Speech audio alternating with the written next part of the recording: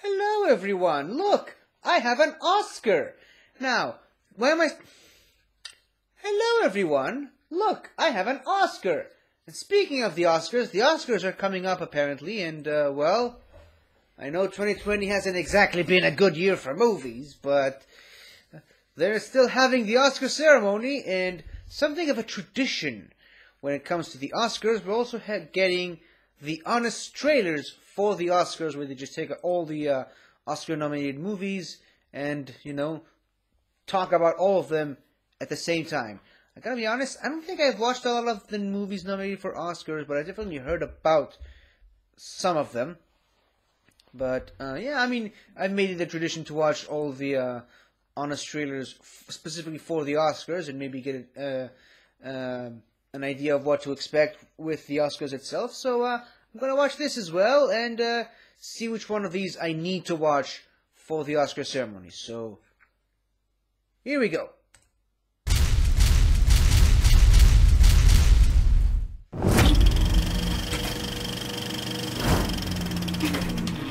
It's time once again for the Oscars, the annual award show for the year's best movies. In a year where no one could go to the movies. But since nothing can stop Hollywood's biggest stars from giving awards to each other, here are your honest nominees for this year's Best Picture. Prepare for a film about injustice, political activism, the whole world is watching, and social movements that couldn't have come at a more timely moment. Oscar season. It's the Academy Awards of protest, and as far as I'm concerned, it's an honor just to be nominated. In Aaron Sorkin's first film to give the finger to historical truth since, well, his last 4 movies, featuring Borat's wackiest accent yet. Over the course of 10 days, the government called 37 witnesses. Eddie Redmayne's 3rd or 4th wackiest accent yet. Whether we're given permits or not, we're coming. And the guy from Succession doing an impression of Cheech and Chong at the same time. It's Tom Collins. I know it's kind of a country club drink, but they're delicious. So get inspired for more of the fast-paced Sorkin-y speechifying that could maybe almost change someone's mind about something if they were already open to the ideas in the first place and you caught them on a good day. Yep. Chicken soup for the liberal soul. Experience the moving story of Black Panther leader Fred Hampton, Snitch, in an intimate portrayal of the relationship between this backstabbing bullshitter and Jesse Plemons' latest white boy you don't want to mess with, leaving audiences with about as much knowledge of the Black Panther movement as Forrest Gump. Sorry I had a fight in the middle of your Black Panther party. That still definitely deserves a Best Picture nomination, but it's gotta sting that Defy Bloods got snubbed while Spike Lee's literal film student got in. You do know you can honor more than one black director at a time, right? At least nominate Delroy Lindo, you cowards. From the colossal castles atop Cahuenga to the bustling boulevards of Boys Town, all of Hollywood is in the tank for Mank. That compelling Kane chronicle from Fight Club frontman Fincher has everyone talking, from film historians to film festival programmers. Heck, even film preservationists want hanky-panky from Mr. Mankey. Don't have intimate knowledge of old Hollywood history? Well, hit the books, Junior. Any manjack who doesn't know their shearers from their selznicks is gonna get all flipped around before you can say Irving J. Thalberg. Oh, brother. Gary Oldman is the cat's pajamas as the man who put the Mank in Herman J. Mankiewicz, a fella who was half the actor's age when this all took place. Don't buy the trailer for another layer of powder, Mr. Old Man. You'll get there. Plus, there's the lovely Lily Collins as Mank's secretary, who takes notes on all of his opinions. And the amazing Amanda Seyfried as Mank's friend, who listens patiently to all his opinions. And the transcendent Tuppence Middleton as Mank's wife, who sits quietly while he has his opinions. Great job, dames. Maybe you'll get some opinions of your own one day. After all, it's Tinseltown, where dreams come true. So grab your most patient grandparent for a retro revisionist roller coaster ride of righteousness, relevance, and rebuke that may look like a classic film, but unfolds with all the aimless filler of a modern-day 13-episode Netflix show. Take that, Mr. Punisher. You've just been manked what good. Prank Mankers. Meet Ruben, a hardcore rocker who loses his hearing, which is a nightmare scenario for a musician, and I guess pretty bad for drummers too. Watch him go through the 5 stages of grief with an extended stop in anger. I'm f***ing deaf! I'm f***ing deaf! Yeah, take that, donut. You've had it too good for too long.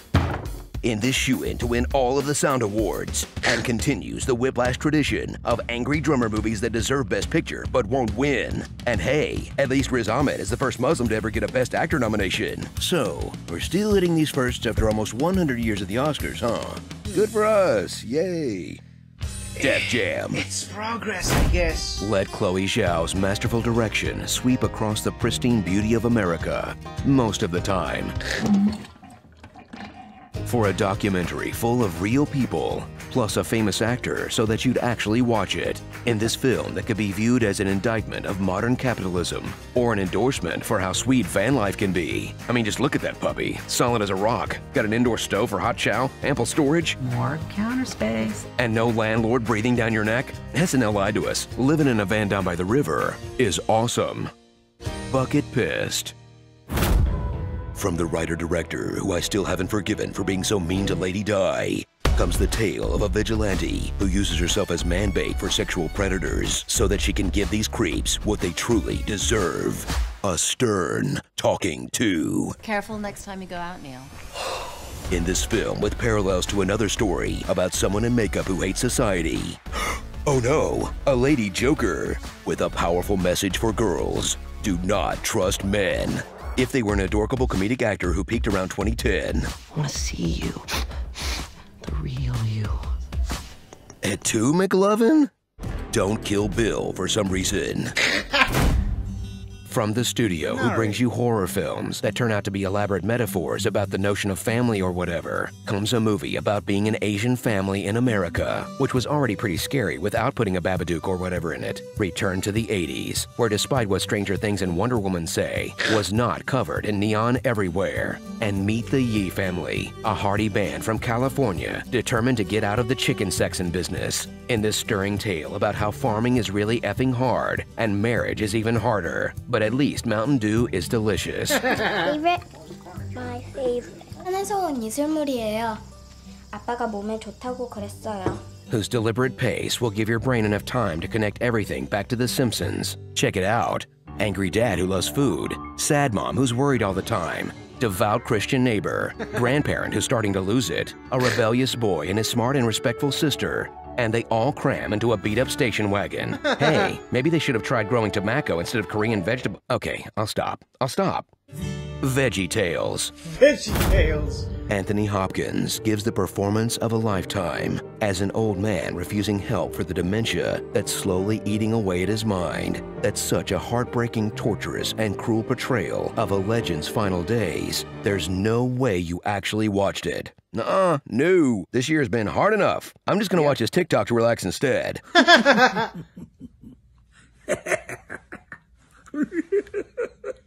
Yeah, very relaxing. The Downer.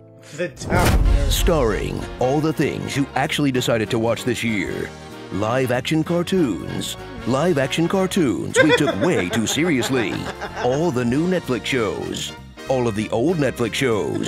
All of Netflix until all that's left is cooking and real estate shows. And he's not even eaten a taco before. You're a taco virgin. Yep. You gotta eat a taco with me. I gotta be your first taco. Yeah. Okay, fine, those two. Lighting $60 on fire. Your cat.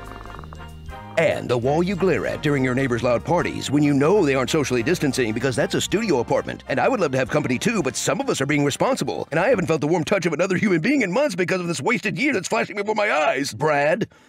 The Oscars 2021. Brad sounds like a jerk. I don't care what the Academy says. This scene from Money Plane was the purest moment of joy I had at the cinema all year. Whatever you want to wager on, the Money Plane has you covered. You want to bet on a dude, an alligator.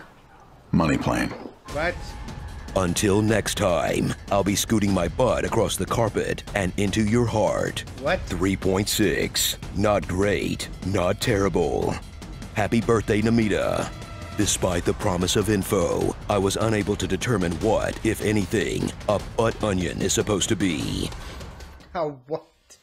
Okay, this definitely has been the year that I've watched the least number of Oscar movies since 2016, I believe, but, oh yeah, well, at least now I know what to expect watching these movies. At least they cover the movies that I actually kinda watched last year, but I mean, 2020 has been hard enough on all of us, and the Oscars are no exception. So, yeah, in the meantime, I will be accepting this award on behalf of myself for having to, sit through this Honest Trailers. And what did you guys think about the Honest Trailers? What did you guys think about the Oscars this year in general? Do you think, like a lot of other people, that they shouldn't even have the Oscars this year, that they should have waited till next year and, count all the movies that should have come out this year? It's a very tricky situation that the Oscars are in right now, but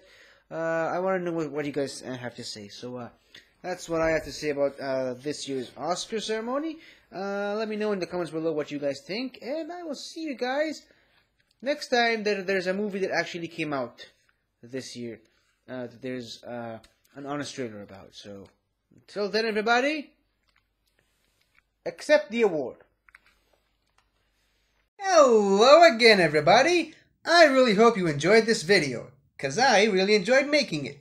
So, if you like what you've seen here, please remember to like, share, comment, and subscribe for more awesome content like this. So, until next time, guys, I'll see you guys next time.